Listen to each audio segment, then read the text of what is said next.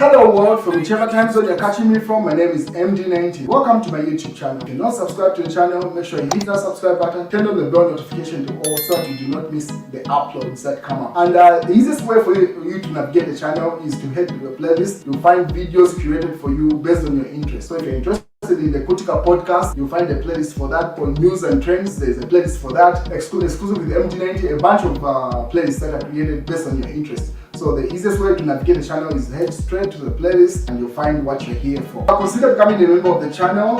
Right next to the subscribe button is a join button. You click on the join button so that you can become a member of the channel. You support the team on the production and a number of things that we're doing here, and we appreciate that. So the Catholic Church has issued a statement through this priest. So it says the UPND minister should confess their sins. Father Mukosha. So a Catholic priest, Father Andrew Chewe Mukosha, has chastised the UPND ministers, including Minister of Infrastructure, Urban and House Development, Charles Milupi, to consider going to the mountain to confess their sins and reflect on their actions, on how they are governing the country. Let them stop fighting the patriotic front. Let them fight the harsh conditions.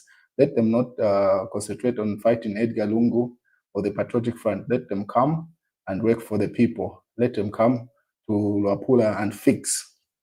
So that's a statement coming from that Catholic priest there towards Minister the UPND. What is the court case of Edgar Chagolungu seems to be taking center stage in the nation. Shashua has put up an article, obviously, and issuing his own point of view with regard to the judgment that is likely to come up in a couple of days. As you may be aware, Edgar Lungu's eligibility in the 2026 elections is going to be coming up in the Constitutional Court, and the judgment over that will be given. So different sectors of the society are issuing statements. So one of the argument which was posted by the UPND, would be great to have judiciary TV like Parliament TV so that public are given an opportunity to follow court proceedings. So this is one argument that was coming up to say, just like we have Parliament TV, it would be ideal we have a judiciary TV where people are able to see court cases and not just getting third-party information based off what people that were present in court give them, so that we're able to make our own assessments with regard to that. It seems like before long, it was announced, ZNBC put up this, the Zambia National Broadcasting Corporation to broadcast live court judgment of Edgar Lungu's eligibility on the 10th of December 2024 on TV1 and all the TV, radio stations, that's Radio 1, 2, and 4, and ZNBC Today, Facebook. So pretty much everything about ZNBC is going to be broadcasting that judgment that will be coming up. So it seems like the courts, the judiciary has finally decided on that, to which the Patriotic Front responded to that caption that had put that ZNBC had put up.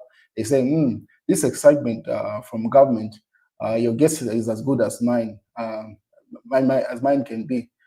These people are determined to break this country. They say, history. ZNBC says it has been allowed to broadcast live the delivery of the judgment on former President Edgar Chagolungu's eligibility case from the Constitutional Court. So they are just reiterating that news that broke to say this judgment will be broadcast live.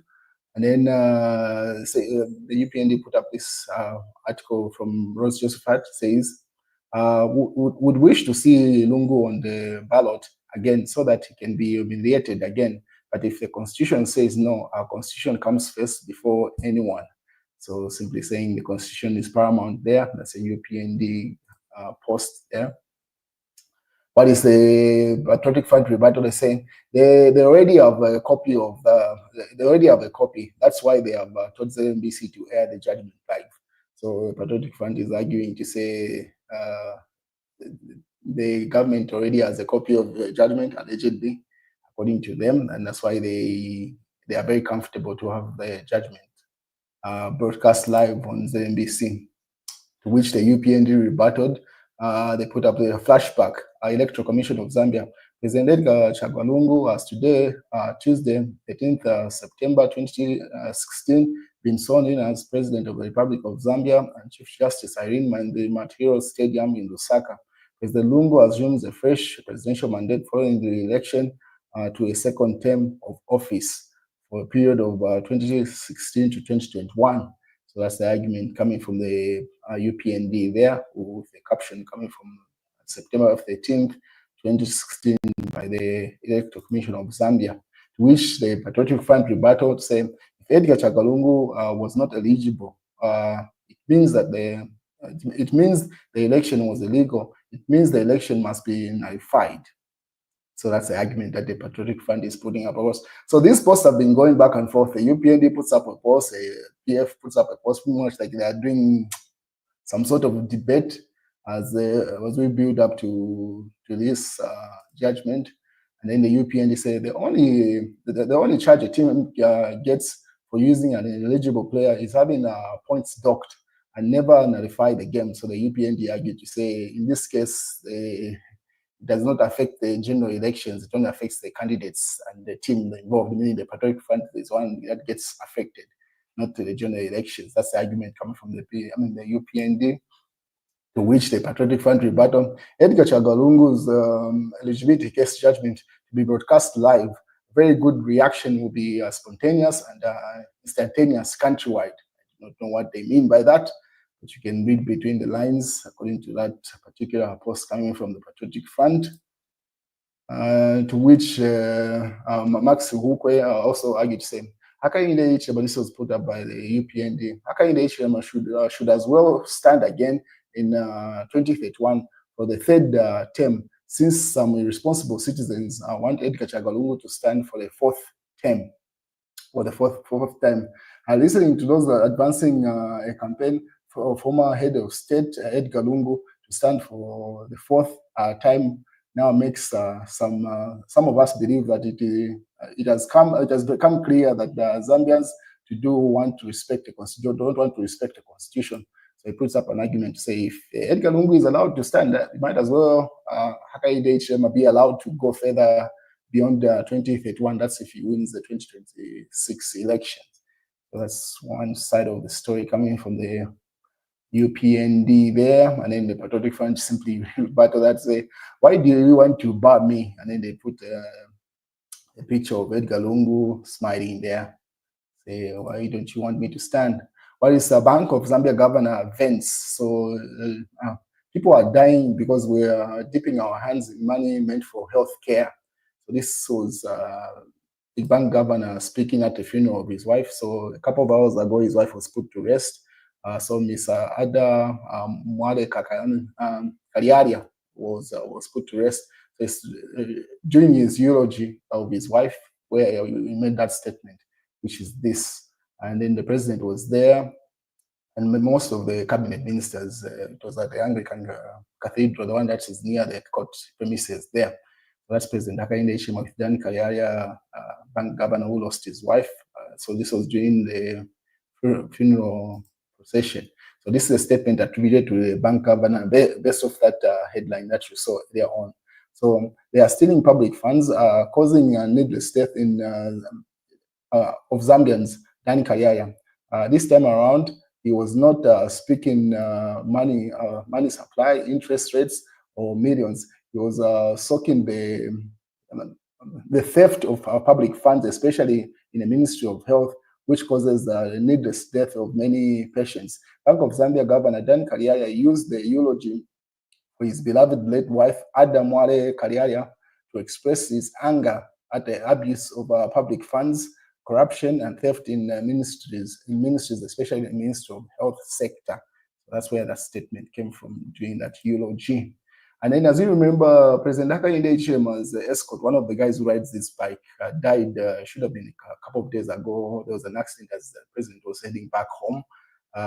So the president took time to encourage the rest of the people, we call them sweepers, the ones that clear up the road as the president is moving around. So he took time to encourage them. There's a message that has been put up on this community tab based off what the president had put up. So he took time to interact with them and encourage them for losing their friend. And then KBF has been issuing statements towards specifically President Hakainde Hichilema. These are extracts from different interviews that he was doing, is alleging President Hakainde Hichilema is greedy. So he simply puts up statements such as greedy and stuff like that. So to which obvious Mwaliteta could not let run. He responded immediately. It is very unwise for someone to claim Hichilema does not give money, Mwaliteta. So he was responding to KBF statement where he was simply saying President Hakainde Hichilema wakaso and stuff like that. To which also Hari Kalaba says, time is ticking. When will the new dawn arrive? Asks Hari Kalaba there, best of the mass newspaper. So that those are articles that or posts that the KBF is putting up to say Akaso, referring to President Hakainde Hichilema and the UPND there, to which Mwaliteta was responding to earlier on, as you can see, Kukulu, simply saying meaning about thieves, and then Mufimbira, Muleke. So those are the things that KBF is. And then leadership crisis. And then in the real times, I do not see any theft witness in former First Lady Esther Lungu's car theft case tells court. So Edgar Lungu's wife is still in court for that. And then someone says she did not see any of that. Esther Lungu did not steal a car, state witness. This is in the Daily Nation. I won't take Nakachinda's stupidity, minister. So the minister responds to Nakachinda's probably a statement that he had issued. It is Rupiah Banda's family to answer for MMD's vehicles. That's Nakachinda's rebuttal to that. So that's what's going on, ladies and gentlemen. That's news.